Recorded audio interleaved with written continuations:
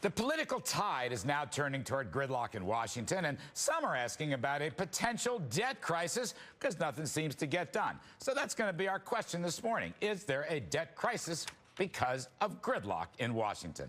Joining me now, we have Mark Walsh, co-host of Left Jab on Sirius Radio, Don Luskin, CNBC contributor and Trend Macro Chief Investment Officer, and CNBC's senior economics reporter, Steve Leisman. All right, Don Luskin, let me start with you. Is there gridlock in Washington? Is there a debt crisis looming? We're on our way to gridlock, and that's the best result we could possibly have. Just think back to the really good years in this country, the 80s and the 90s. Those are all years of divided government, where Reagan had a Democratic Congress, where Clinton had a Republican Congress. That's the way to do it. The idea that somehow we're going to have a debt crisis if we go back to gridlock is absurd, because what's created the huge deficits and the huge debt that's accumulated in this country? It's been years of a Republican president and a Republican Congress, Bush and the Republican Congress, and 2 years of a Democratic, 1 year now of a Democratic president with a Democratic Congress.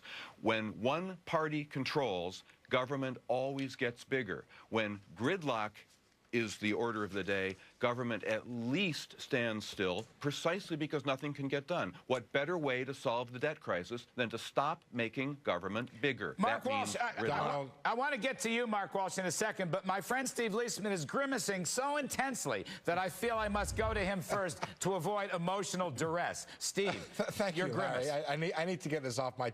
Look, if you don't want the boat to move, it's great for the captain and the chief engineer not to be talking and perhaps to be of different parties. The trouble is there is so many reasons for this boat to move right now that not moving, I think, is very dangerous. Every day that we don't solve the debt problem, it gets a little bit closer and a little bit harder to solve in terms of entitlements. Regulatory reform remains out there as a huge hangover for Wall Street and for lending for the economy in general. I really think that this is one of those times where even I've heard Dick Berner yesterday from Morgan Stanley speaking at a conference in Washington on the debt crisis. So this is one of those times when Wall Street really does not want gridlock. Mark Walsh, do you think the current Congress, with all the political changes, you've got Tea Party Senator Scott Brown, you got Republican Renaissance going on, the White House is worried. Can anything really get done, Mark Walsh, and should anything get done in the near term?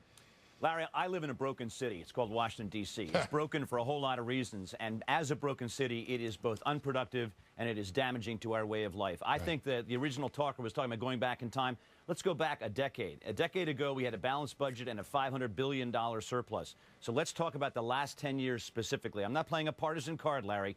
The last 10 years have created a fabric in Washington, D.C. that is not only gridlocked, it is absolutely lying to the American people. The basic components of our economy, that's health care, that's Social Security, these entitlements are so huge now that our revenues are never going to match our expenses. And that's been the last decade of behavior. We have to realize this. And whether it's one-party rule or broken two-party rule, somebody has to stand up and say America cannot afford its current way of life. So, Don Luskin, all right, you heard Mark. Let me just go back to this. Don, you basically blamed both sides anyway, so we can take the politics out. Let's look at the policies here. We have a lot of debt. It may be growing to about 80% of GDP. Is that the end of the world, and what action should be taken?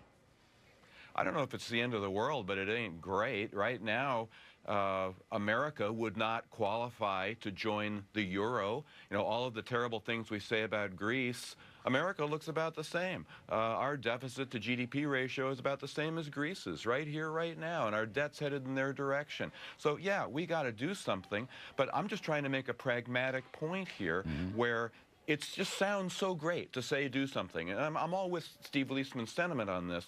But who do you trust? Do you just want to hand over czar power to one-party rule Democrats or Republicans? Do either of them unilaterally have any trustworthy track record of making government smaller when they're left to their own devices? They simply don't. So wishing that they would won't make it so. It's like wishing for a cat that barks. It's not going to happen. The best thing that we can do is slow down this juggernaut so that the free market and what's left of it can grow our way out of this debt. It's our Steve only Leisman, a hope. cat that barks? What do you make of that? Well, you know, I'm looking for a cat dog on this thing here. I mean, because at the end of the day, we can't grow our way out of the problem. Every single study I've seen, Don, with due respect to your ideas here, it doesn't work. We need to do essentially get both parties together. One party will not allow taxes to increase. Another one doesn't want to cut spending, and agree that that is the only possible compromise. Agree so early.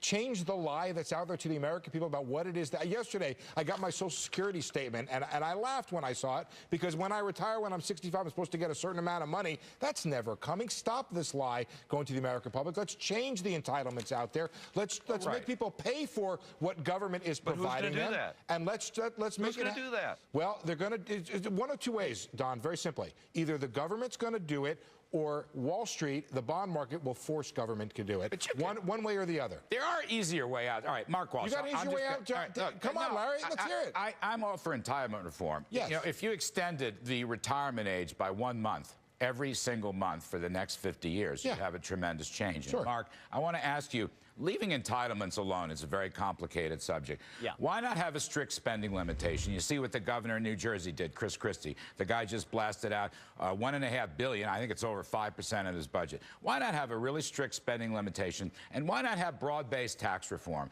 Let's quit taxing saving and investment multiple times. Let's move the tax rate to a flat tax, which essentially becomes a consumption tax for growth. In other words, if debt to GDP is too high, Mark, if debt to GDP is too high, let's work on the GDP growth side as well as holding back the spending side. What's wrong with that approach? Well, I think it's a wonderful theory, Larry, and I think you're a very smart guy, but I think we're way beyond theoretical balancing of how people spend too much and maybe we can grow our way out of it. I think we cannot grow our way out of it. I know that is far and away contrary to where you believe domestic policy should go, but we are beyond growing our way out of it. Let me just say one quick thing. Everybody forgets history when they talk about how the Democratic Party grew the government, the Republican. Hey, 10 years ago, we had a $500 billion surplus. Let's not forget history. So 10 years ago, and you had a Republican Congress, Guy. Mark, you had a Republican Congress. I'm not arguing policy or party now. I'm just saying 10 years ago, something worked. But you just were arguing that. What I was arguing is that something worked 10 years ago, and the Democratic policies that were voted 51-50 in the Senate, okay, call me partisan, but it was 51-50 with Al Gore voting the deciding vote in that budget policy to get to a balanced budget. That worked. Why can't we go back in time and see if cats barked then? Because they did then 10 years ago. All right, I don't want to Great, let's do it. Let's have a Republican Congress. I'm all for it. We're going to have to leave it there. Thank you, gentlemen. Mark